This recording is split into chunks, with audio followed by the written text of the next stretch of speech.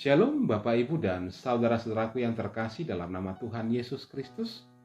Kita bertemu kembali di pagi hari ini dalam Lentera Anugerah yang mengajak kita untuk mendengarkan firman Tuhan sebelum kita melakukan aktivitas kita di hari ini. Saya mengajak kita semua untuk merendahkan hati kita di hadapan Tuhan. Kita bersatu dalam doa.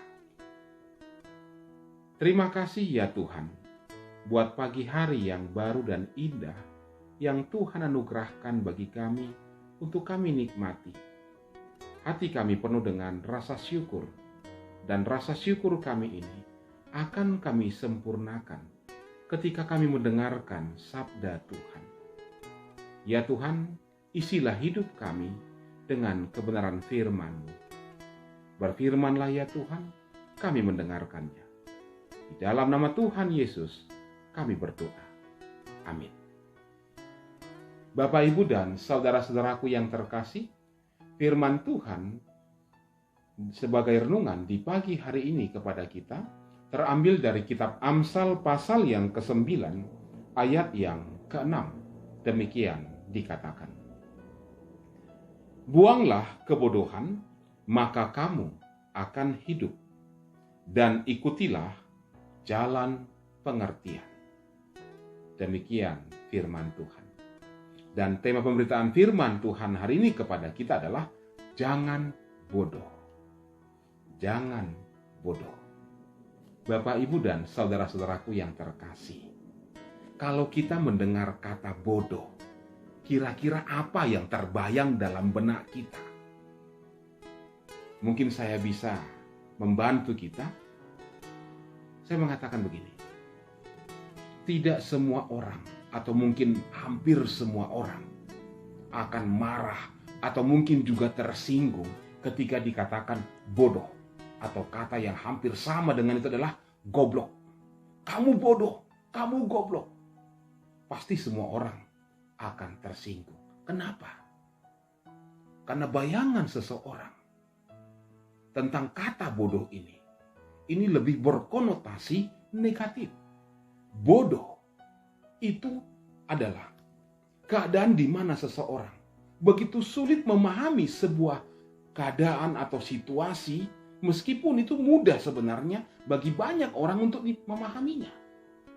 Bodoh itu sering diartikan orang sebagai keadaan di mana orang memiliki tingkat kecerdasan yang sangat rendah, atau tidak memiliki pendidikan, atau setidak-tidaknya memiliki pendidikan yang sangat-sangat rendah dibandingkan orang lain. Bodoh itu memiliki lawan kata pintar. Biasanya orang akan langsung berpikir demikian. Namun ada seorang motivator yang bernama William Budiman mengatakan bahwa bodoh itu tidak memiliki arti sesederhana tersebut. Bodoh itu memiliki arti yang sangat kompleks. Bahkan dia mengatakan, bodoh itu tidak selalu bersangkut paut dengan tingkat kecerdasan atau tingkat IQ seseorang.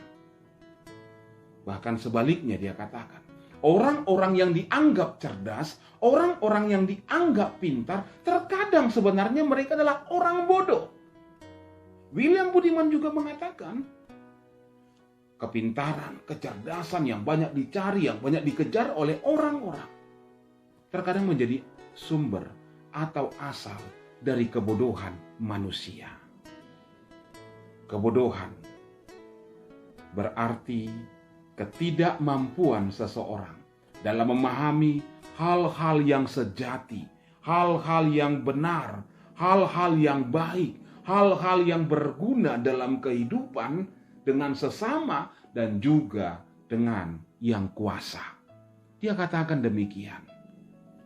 Dan memang kebodohan sering sekali dibarengi dengan sikap keras kepala, sikap bebal dari seseorang.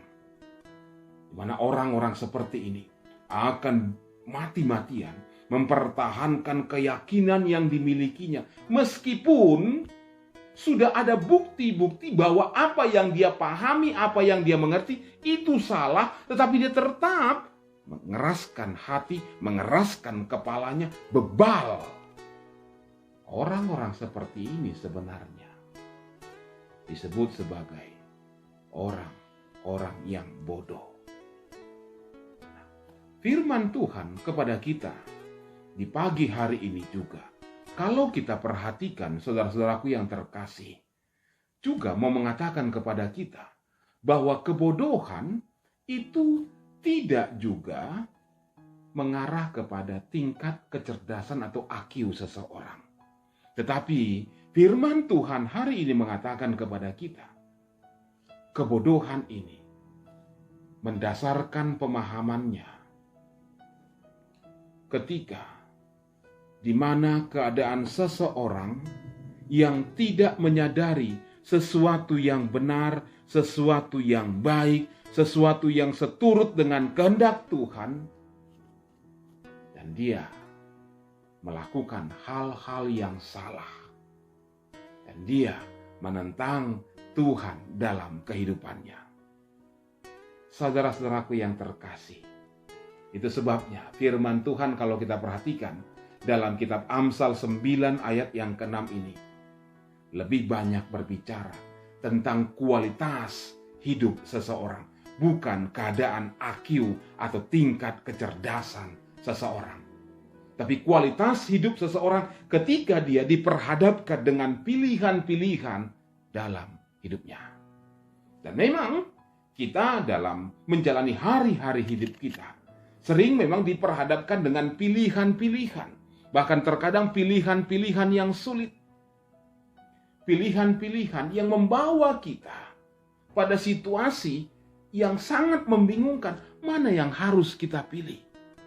Namun sebagai orang percaya, sebenarnya kita sudah tahu mana yang benar, mana yang baik, mana yang membangun dalam kehidupan kita. Dan kalau kita melakukan hal tersebut, kita memilih yang benar dan melakukan yang benar, maka kita dianggap sebagai orang-orang yang memilih kehidupan. Namun, kalau kita sebenarnya sudah tahu itu salah, sudah tahu itu menentang kehendak Tuhan, namun masih saja kita melakukan sesuatu yang menentang, bahkan yang bertentangan dengan kehendak Tuhan, sengaja melakukannya. Inilah yang disebut oleh pengamsal sebagai sebuah kebodohan atau tindakan bodoh. Karena apa? Kita melangkahkan kaki kita, hidup kita ke arah yang salah.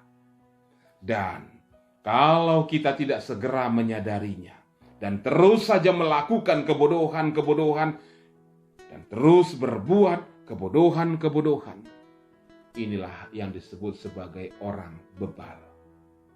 Sama juga pengamsal mengatakan hal dalam Amsal 12 ayat 23, dia katakan hati orang bebal menyeru-nyerukan kebodohan. Saudara-saudaraku yang terkasih, karena itulah firman Tuhan tidak pernah berhenti untuk mengingatkan kita supaya kita tidak berlaku bodoh. Karena Tuhan sebenarnya punya rancangan yang sangat baik dalam kehidupan kita bagi anak-anak yang dikasihinya. Ia punya rancangan masa depan yang sangat indah bagi kita. Itu rancangan kehidupan, bukan rancangan kecelakaan. Sama seperti yang dikatakan oleh Nabi Yeremia. Yeremia mengatakan dengan tegas, sebab aku ini mengetahui rancangan-rancangan apa yang ada padaku mengenai kamu. Demikianlah firman Tuhan. Itu rancangan damai sejahtera dan bukan rancangan kecelakaan untuk memberikan kepadamu hari depan yang penuh harapan. Ini disampaikan oleh Nabi Yeremia kepada umat Israel, di mana Allah sebenarnya punya rancangan yang sangat indah. Sebenarnya Allah menuntun umatnya untuk hidup sebagaimana yang Ia kehendaki. Namun ternyata sering sekali manusia lebih memilih bersikap bodoh. Akhirnya ia jatuh dalam berbagai pergumulan dan kalau kita juga coba renungkan saat ini, di tengah-tengah berbagai kesulitan yang kita hadapi, terlebih oleh karena pandemi COVID-19. Bapak, Ibu, dan saudara yang terkasih, di tengah berbagai pergumulan saat ini kita hadapi, Tuhan ingatkan kita, jangan bertindak bodoh. Jangan bodoh. Jangan. Kita sudah cukup merasa terbeban dengan berbagai pergumulan hidup kita. Ketika kita menambah lagi dengan sikap-sikap kebodohan kita, langkah-langkah kebodohan kita, maka kita akan semakin terpuruk. Jadi saudaraku yang terkasih, di tengah-tengah berbagai pergumulan yang kita hadapi, sebenarnya Tuhan selalu rancangkan kepada kita rancangan yang terbaik, yang terindah bagi kita. Rancangan di mana hidup kita diberkati, keberhasilan, bukan kegagalan. Rumah tangga yang bersukacita, kebahagiaan dalam rumah tangga kita, bukan rumah tangga yang berantakan. Namun, adakah kita menyadari bahwa acap kali rancangan Tuhan tersebut hilang begitu saja? Bukan karena Tuhan tidak mampu melakukannya, tapi karena kebodohan kita. Karena itu, jangan bodoh. Biarkan rancangan Tuhan terjadi atas hidup kita. Amin. Mari kita berdoa. Terima kasih ya Tuhan. Firman-Mu mengingatkan kami agar kami tidak bertindak bodoh. Kami sudah tahu dan memahami kebenaran dari Tuhan. Maka biarlah kami memilih kebenaran-Mu. Terlebih di tengah-tengah situasi yang berat saat ini. Biarlah ya Tuhan Engkau menuntun kami, mengarahkan langkah hidup kami untuk melakukan apa yang Tuhan kehendaki. Sehingga rancangan Tuhan, itu rancangan yang terbaik, terjadi kelak dalam kehidupan kami. Terima kasih ya Bapa. Dan biarlah dalam satu hari ini, kami melakukan aktivitas kami dengan bersandar penuh kepada Tuhan. Biarlah setiap yang kami katakan, setiap yang kami perbuat, seturut dengan kehendak Tuhan saja. Terima kasih Bapa. Inilah doa kami yang kami bawa kepada Tuhan. Dalam nama Putra-Mu Tuhan Yesus, Allah kami, yang mendengar dan menyempurnakan doa kami. Dalam doa Bapa kami, kita ucapkan bersama-sama. Bapa kami yang di sorga, dikuduskanlah nama-Mu.